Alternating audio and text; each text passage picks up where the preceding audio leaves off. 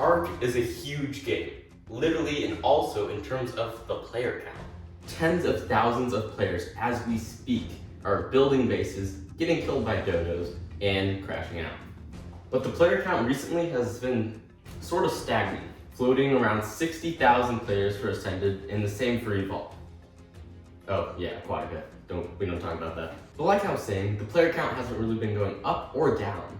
So whatever Wildcard and Snow Games is doing isn't bringing any new players, but is also keeping the old ones there. And what are those things that they're doing? I'm going to be talking about that and more in today's video, so stick around and let's get started. First off, ARK has some pretty big competition in terms of survival games.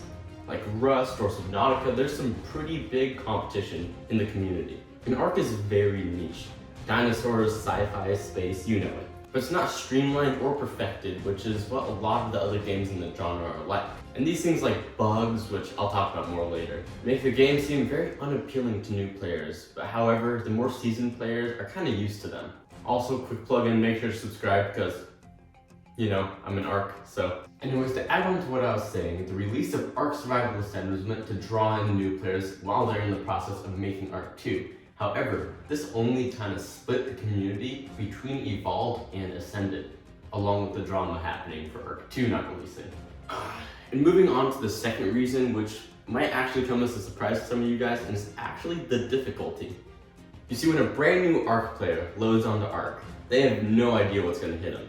A dodo, a level 150 Alpha Raptor, anything.